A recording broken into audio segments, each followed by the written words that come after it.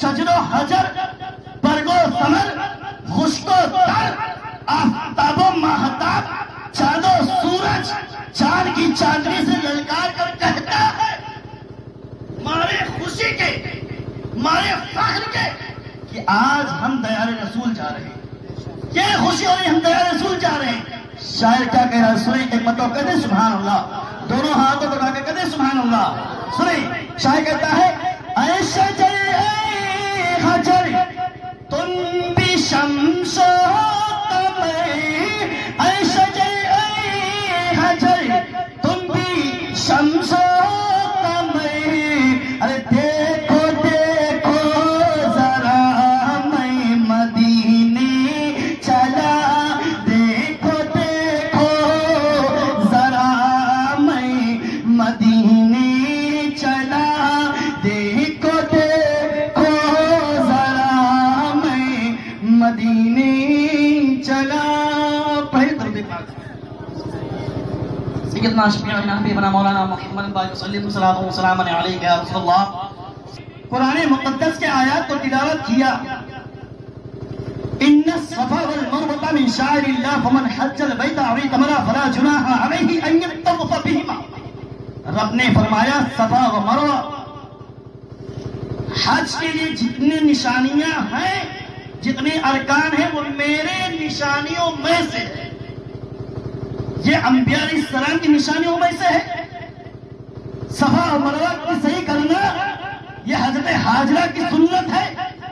آپ زمزم کا پانی پیچھے، اور وہ مدینہ ہے، مدینہ جس کے صدقے میں کائنات کا وجود ہوا، اس کا ذکر کرنا تو لامحال ہے۔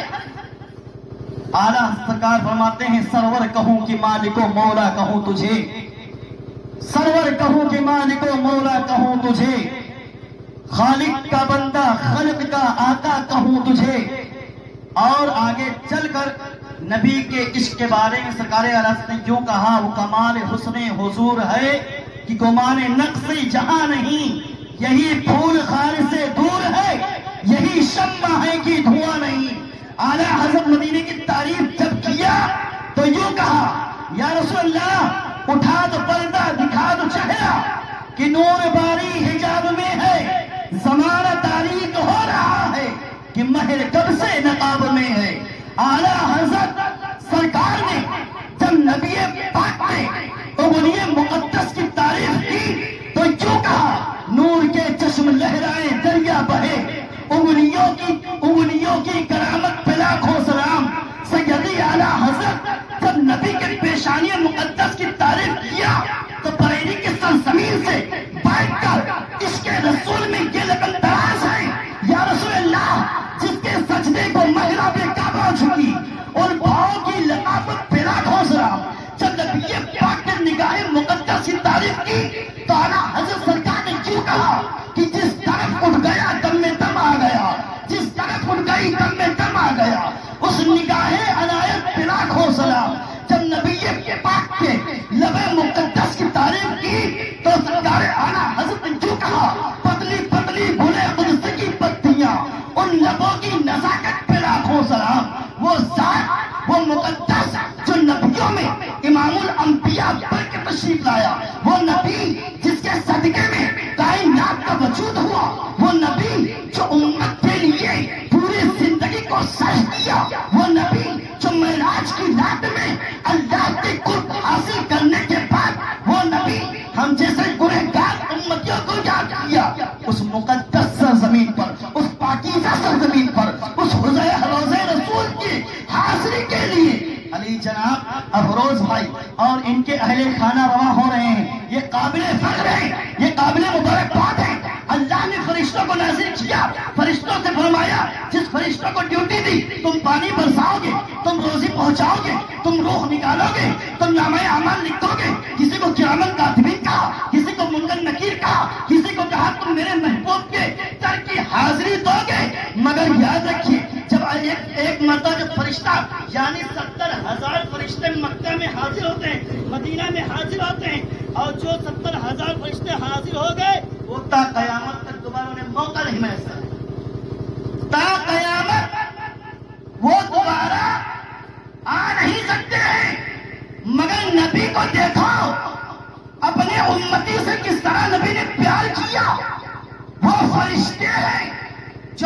مرتبہ آ جائے، قیامت تک آنے کا موقع نہیں ہے، مگر یہ امتی ہے، انہیں جب جب اللہ توفیق دے، جب جب روضہ رسول کی زیارت کریں، انہیں جب جب اللہ توفیق دے، جب جب روضہ رسول کی دیدار کریں، وہ مکہ جسے دیکھنے کے بعد آنکھیں رش کرتی ہیں، وہ جالیاں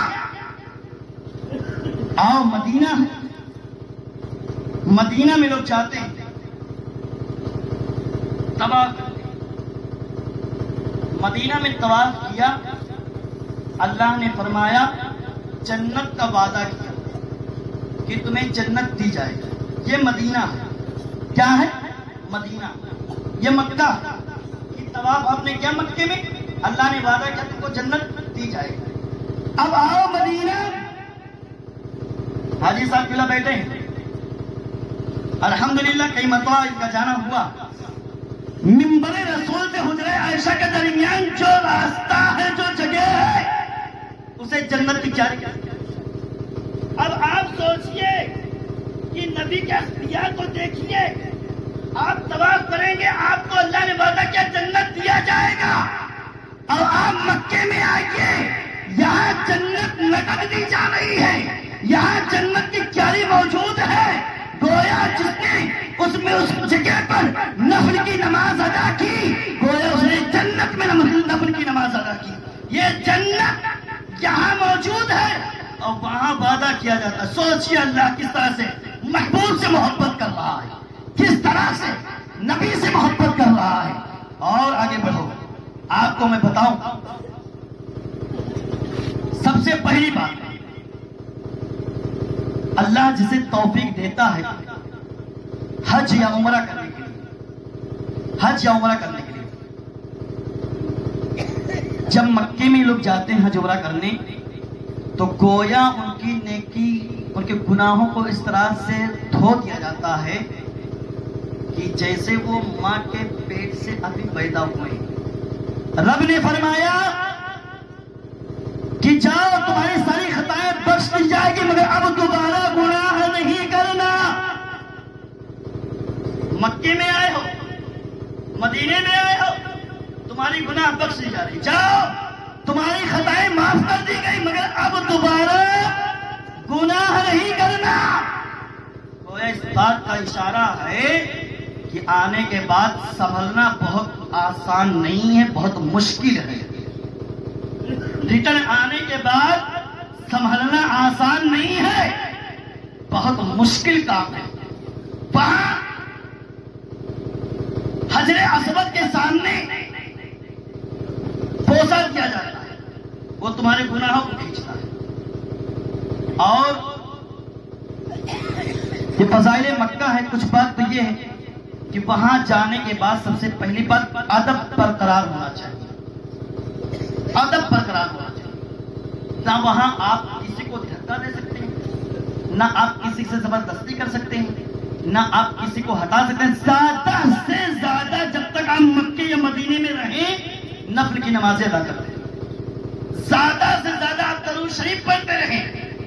اور سیدی سرکار عالم کا وہ طریقہ یہ تھا کہ مکہ سے جب مدینہ کے لوگ جاتے ہیں تو قریب 450 کلومیٹر کا فاصلہ ہے مدینہ سے مکہ۔ اب ایسے عالم میں کہیں ایسا نہ آ جائے کہ تمہیں نیند آ جائے، ایسے عالم میں کہیں ایسا نہ ہو کہ تمہیں نیند آ جائے اور اسی نیند کے عالم میں تم شہر مصطفیٰ میں، شہر طیبہ میں داخل ہو جاؤ۔ ایسا بالکل نہیں ہونا چاہیے۔ وہاں کی گاڑیاں تو لگژری گاڑی ہوتی ہے، اکثر نیند آ جاتی ہے۔ اعلیٰ حضرت کا تو طریقہ یہ تھا کہ اعلیٰ حضرت جب طواف کر کے روضہ رسول کے لیے نکلتے تھے، تب جب تک راستے میں رہتے تھے، سیدی اعلیٰ حضرت کا طریقہ یہ ہوا کرتا تھا کہ ہدایت کی بخشش کو اٹھاتے تھے اور جو لگن تراش ہوتے تھے بارگاہ مصطفیٰ میں، یا رسول اللہ، کعبے کے بدر الدجا تم پہ کروڑوں درود، طیبہ کے شمس الضحیٰ تم پہ کروڑوں درود، شافعی روزے جزا تم پہ کروڑوں درود، دافعی جملہ بڑا تم پہ کروڑوں درود۔ گویا سرکار